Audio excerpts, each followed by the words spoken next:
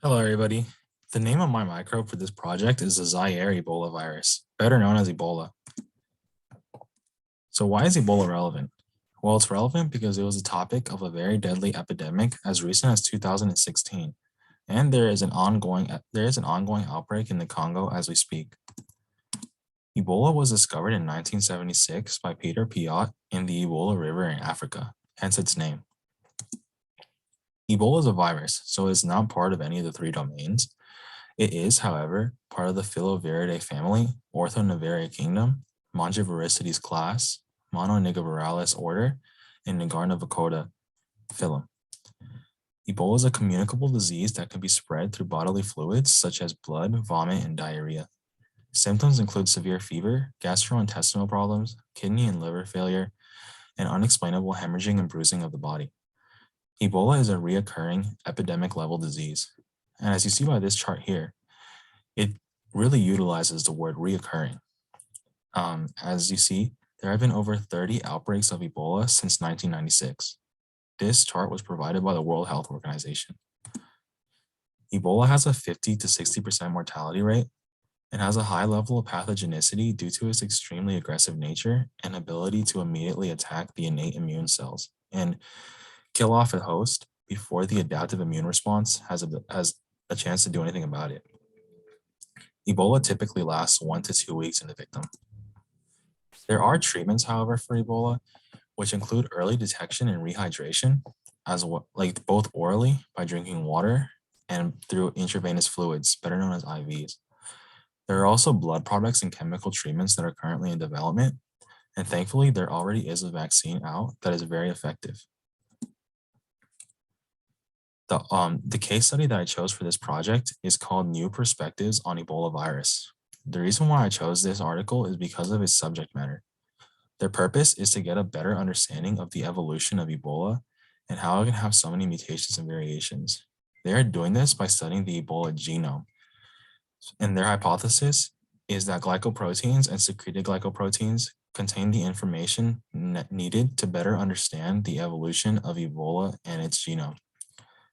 The reason why they chose glycoprotein specifically is because it encodes the spike glycoprotein, which directly interacts with the host's immune response. There were a couple tests that were done during this article. Some include testing for variable rates of evolution in the codons of the aligned gene sequences. They did this to test to see if some codons were evolving at a faster rate than those around them, which would lead to mutations. They also tested and studied the Ebola virus genome for slippages of the RNA polymerase. This is because when RNA polymerase slips, it adds adenosine to a 7 nucleotide. And when this happens, glycoprotein transcription occurs. They tested 96 glycoprotein sequences for slippages. These are the results. They were able to trace back all 96 sequences back to their origins, whether it came from a gorilla, a human, a bat, even locations such as Liberia or the Congo. They also proved that most of the evolution and mutations occur prior to an outbreak. As you see on the chart to the left, the gray indicates mutation that occurs prior to an outbreak, and the black indicates mutation that occurs during an outbreak. So as you see from the chart, there is far more mutation and variation occurring prior to an outbreak than during. As for the codon test, results showed that 2% of the 676 codons that were tested had omega values greater than 1. This is a huge discovery as it proves that there are codons that are evolving at a faster pace than those around them, which does lead to mutations. And if you look on the chart to the right, the glycoprotein is represented in purple, secreted glycoprotein is represented in green, and gray is a combination of both. As you see, glycoprotein has great potential to have a lot of variation in its codon sequences, which is not good because it leads to a lot of mutations. And the research team were also able to make an educated guess that Ebola genome partakes in positive selection with, in their own words, a 95% certainty. And positive selection is the phenomenon that advantageous variables sweep throughout a population, which is good for the virus and not good for the host. This means that most of the mutations that are occurring and spreading in the Ebola population are advantageous for Ebola. In conclusion, The researchers of this article proved the importance of emphasizing the Ebola genome as a focal point for studying its evolution.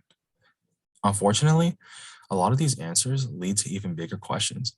Questions such as what accounts for the differences in Ebola between outbreaks.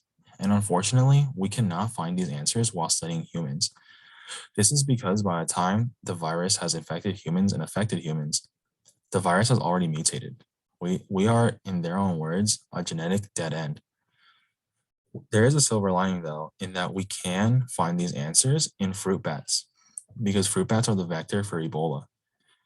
And if we can catch Ebola in the bats, we could potentially catch the genome mid-evolution, where we can make more impactful research on the virus. Thank you guys for listening to my video. I hope you enjoyed and found it interesting. Let me know what you think in the comments below. Have a good day.